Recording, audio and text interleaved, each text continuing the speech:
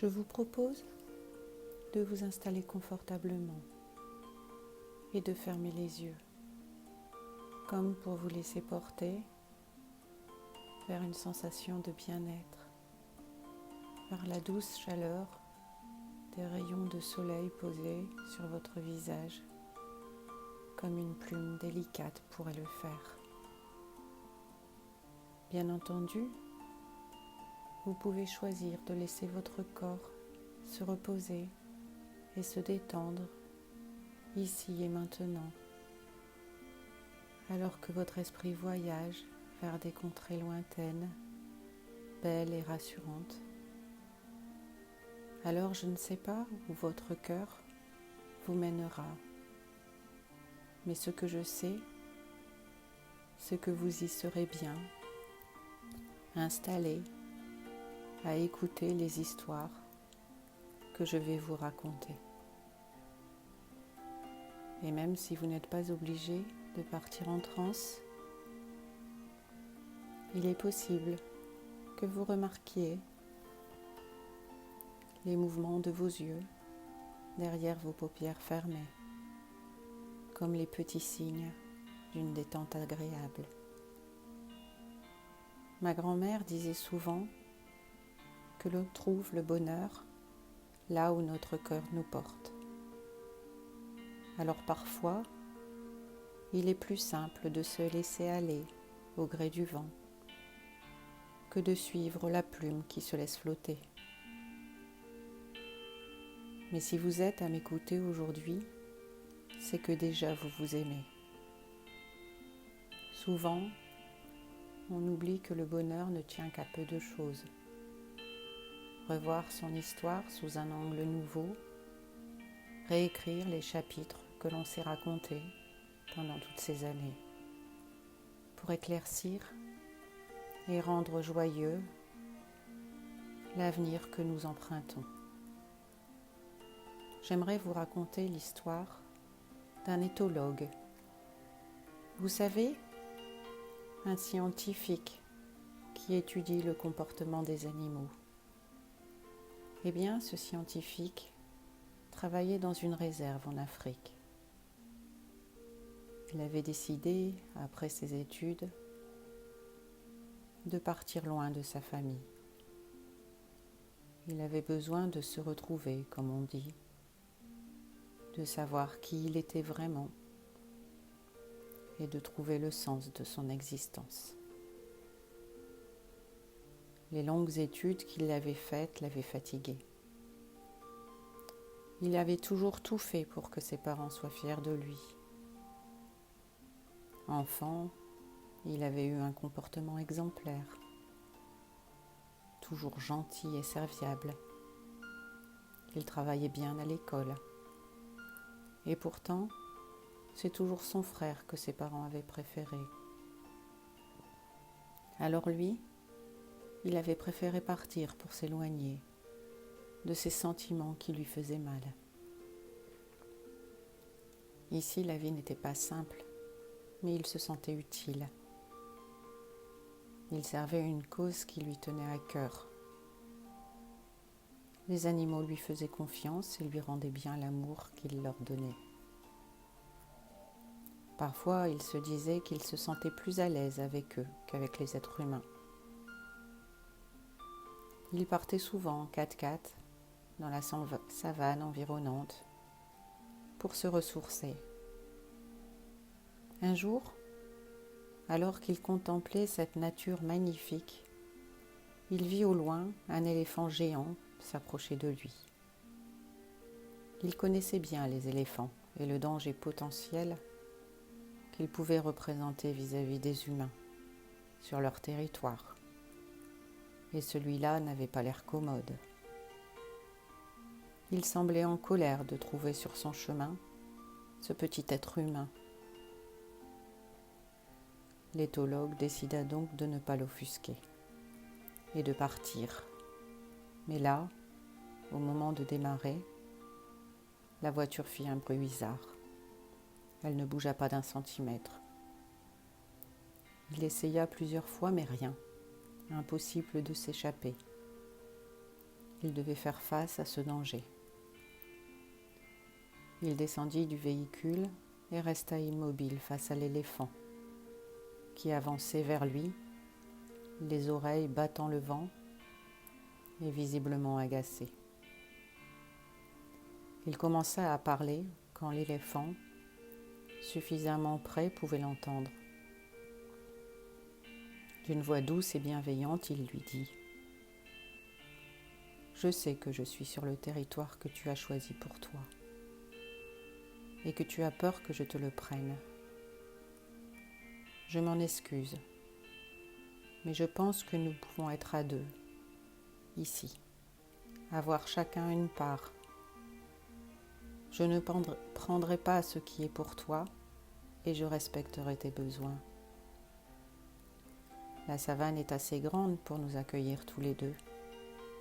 Elle est suffisamment étendue pour cela. »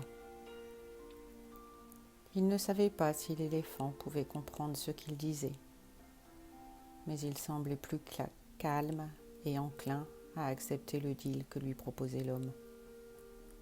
Il l'observa un moment, puis fit demi-tour et repartit sur ses pas. Le scientifique n'en revenait pas. L'éléphant avait compris. L'homme avait réussi à se faire entendre, à s'affirmer dans la douceur et s'enfuir comme il avait pu le faire avec ses parents. Il comprit qu'il avait déjà sa place, qu'il avait toujours eu sa place, et qu'il était temps pour lui de faire face à ses incompréhensions, à l'interprétation qu'il avait faite des événements et des comportements. Il était temps pour lui de réécrire l'histoire qu'il s'était racontée jusqu'à aujourd'hui. Il revint donc chez lui, et je ne sais pas ce qu'il a dit à ses parents, ni quel a été son avenir. Mais ce que je sais, c'est qu'il a découvert que ses parents l'avaient toujours aimé autant que son frère, et qu'ils étaient très fiers de ce qu'il avait accompli.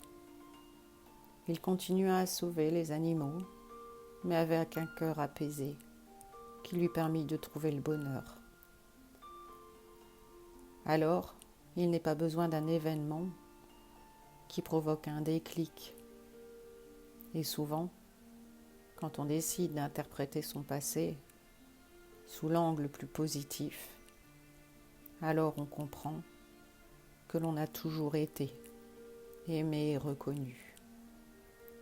Cela me fait penser à l'histoire de ce jeune homme qui aimait faire de l'urbex. Vous savez, il aimait entrer dans ces lieux vides, comme si le temps s'était arrêté, pile à l'instant indiqué, par l'horloge généralement accrochée au mur. Alors qu'il explorait ces lieux abandonnés, il se demandait comment avaient vécu les gens ici. Il voyait leurs photos, leur vie tout entière se déroulait devant lui. Venait alors la question du pourquoi ce lieu avait été abandonné. Qu'était-il arrivé ? Un été, il décida de partir en Auvergne. Avec la désertification des campagnes, on peut trouver de nombreux lieux à visiter dans cette région. Et cet été-là, il découvrit une ancienne école abandonnée. La cour de récréation, le préau pour s'abriter. Il s'assit sur le banc quelques instants et se mit à imaginer ses enfants criant dans la cour de récréation, jouant à tirer des petits objets avec des billes pour les gagner. Il poussa la porte battante de l'entrée qui n'était pas fermée. Devant lui, un long couloir avec des portes de chaque côté. Il arpenta ce couloir jusqu'à la dernière salle au fond. C'était la salle de chant. Là, des pupitres avec des cahiers remplis de gammes, de notes de musique. La vibration des chants qui s'étaient déroulés dans cette salle semblait encore marquer le lieu. une paire de vieilles chaussures posées à côté du bureau et qui devaient appartenir à l'ancien maître. Les restes d'une leçon figuraient encore sur le tableau de la classe. Il ramassa par terre un cahier rempli d'une écriture encore maladroite. Un enfant se confiait et racontait les sentiments qui le traversaient. Il avait l'impression qu'on le trouvait laid, il avait peu d'amis et avait parfois le sentiment que le maître ne lui accordait pas assez d'attention. Souvent, il avait peur d'un tas de choses. Dans le cahier, il y avait des photos aussi, et un nom, un prénom inscrit sur la première page. L'homme décida donc de le garder et de rechercher la personne pour lui rendre. Il le retrouva assez facilement en recherchant son adresse sur Internet. Il habitait à Clermont-Ferrand. L'homme fut content et ému de retrouver ce cahier avec tant de souvenirs. Il parcourut rapidement les quelques lignes qui avaient été écrites et éclata de rire. Une chose lui parut évidente. On peut vraiment se tromper sur les sentiments des gens qui nous entourent quand on est enfant. Nous interprétons la réalité et parfois cela nous mène à perdre confiance et sécurité en l'avenir et en ce qui nous entoure. Un fermier un peu marginal vivait depuis des années avec ses bêtes, sans voir pratiquement personne. Dans sa petite maison en bois, il était heureux. Il adorait jouer de la luth. Vous savez, cette sorte de petite guitare aux manches tordues. Quand il en jouait, il se sentait transporté dans un ailleurs, un autre temps, un autre endroit. Il s'évadait, se sentait en vie, rempli d'un bonheur léger. C'est vrai, il avait toujours été un peu différent des autres et peu intégré à ses confrères humains, mais il était heureux comme ça. Il aurait aimé que la société soit différente, mais au fond de lui, il savait que ça ne servait à rien de se battre pour cela. Les choses changeraient facilement avec les prises de conscience qui se révélaient depuis quelque temps. Au fond de lui, il savait que les choses pouvaient être faciles et que l'on peut avoir confiance en demain. Parfois, il repensait à son enfance. Il avait été heureux. Son père était un homme charismatique qui avait une très bonne situation professionnelle et gagnait bien sa vie. Il travaillait dans le commerce et comme il avait la tchatche, comme on dit, il savait convaincre et concluait beaucoup de contrats. Ses parents étaient plutôt des personnes mondaines. Lui, au contraire, n'était pas riche comme ses parents. Et parfois, les fins de mois n'étaient pas faciles, mais peu importe. Il avait choisi cette vie. Il avait confiance en son choix. Il savait qu'il aurait pu décevoir ses parents en choisissant cette vie, mais que s'inscrire sur la trace de ses parents l'aurait rendu malheureux. Bien sûr, il les aimait, mais il ne collait pas à ce qu'ils étaient. Il était libre de leur choix à eux, sans leur imposer la dette d'un quelconque sacrifice. Alors, je ne sais pas comment cela s'est produit, mais ce que je sais, c'est qu'aujourd'hui, il a réussi à se construire la vie dont il rêvait, plus aisée, et qu'il a fondé une belle famille qui lui correspond. C'est souvent en lâchant les fidélités inconscientes que l'on crée la vie qui nous correspond et la vie qui nous rend heureux. L'histoire que j'aimerais vous raconter maintenant ressemble un peu à un conte pour enfants. C'est l'histoire d'un géant et d'une géante qui habitaient une grande maison près d'un immense champ de maïs. Ils vivaient là depuis longtemps, en parfaite harmonie, à deux, avec la faune et la flore qui les entouraient. Il se baladait souvent dans les champs le matin pour respirer la bonne odeur fraîche des plantes qui se réveillent avec la brume. Tant qu'ils étaient à deux, tout allait bien. Mais la relation avec la population du village voisin n'était pas simple. Il n'était pas vraiment apprécié. Et oui, certaines personnes n'aiment pas les gens différents. Cette hostilité les inquiétait, alors ils veillaient constamment sur leur propriété. En fait, ils avaient peur que les villageois ne brûlent leurs champs pour les obliger à partir. Parfois, ils en avaient assez de cette situation et pensaient qu'il serait préférable de partir d'eux-mêmes, au loin, pour être plus heureux. Peut-être près de la mer ou de la montagne. L'avenir ici les inquiétait et ils rêvaient ensemble de cet ailleurs, dans un autre lieu ou un autre temps, où il serait mieux. Puis ils se raisonnaient car au fond d'eux, ils aimaient cet endroit. En réalité, ils ne parvenaient pas à savoir ce qu'ils voulaient vraiment, partir ou rester. Parfois, ils se disaient qu'il était normal de devoir affronter des épreuves dans la vie, et parfois, ils pensaient que ce n'était pas obligatoire. Un jour, l'immense feu qu'ils craignaient s'est déclaré, mais dans le village. Ils virent au loin la fumée s'élever dans le ciel. Et paniqués, ils se demandèrent s'ils devaient aller aider les villageois, qui les détestaient. Mais après une courte réflexion, ils décidèrent d'aller leur porter secours. Bien entendu, ils y arrivèrent en 2 minutes avec leurs grandes jambes. Et ils permirent de résorber le feu très vite. Ils n'avaient qu'à se pencher d'un côté pour prendre l'eau dans la rivière et se retourner de l'autre côté pour verser l'eau sur le feu. Ils avaient fait bien attention à ne rien abîmer autour d'eux et les villageois étaient très reconnaissants. En fait, ils s'en voulaient maintenant de les avoir rejetés pendant des années.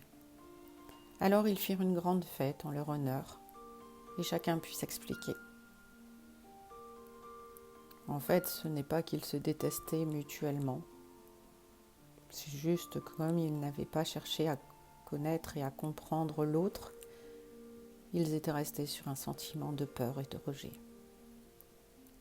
Suite à cette mésaventure, une entraide quotidienne entre les géants et les villageois se mit en place. Le potentiel de chacun put être exploité. Les choses devinrent plus faciles et une reconnaissance mutuelle s'installa. Les villageois comprirent que c'est en ouvrant son cœur qu'on accueille la vie sous un autre angle, que l'on améliore son quotidien, que les choses peuvent être simples et faciles. Les géants comprirent que c'est ici et maintenant que l'on peut trouver le bonheur. Il suffit d'y croire. Et les choses s'arrangent souvent d'elles-mêmes. Alors imaginez-vous, maintenant, sur le disque dur de votre ordinateur interne, tous les petits virus qui se sont installés avec le temps et qui vous empêchent d'accéder au bonheur. Les fidélités inconscientes, les fausses croyances, les mauvaises interprétations de votre histoire. Alors vous lancez l'antivirus et toutes ces pensées limitantes s'effacent et disparaissent de votre disque dur interne. Vous voyez revenir dans le fichier bonheur la facilité, l'amour, la confiance. À partir de maintenant, le bonheur est à votre portée. Vous l'accueillez et lui laissez toute la place dont il a besoin. Imaginez-vous, dans les jours et les semaines à venir, heureux de constater que la vie a tout à vous offrir. Alors, D'ici quelques instants, la séance va se terminer. Mais dans les jours et les semaines à venir, votre inconscient va continuer à faire tous les réglages nécessaires à votre bonheur. Alors vous allez pouvoir revenir ici et maintenant, au moment présent, en réouvrant les yeux, tout doucement.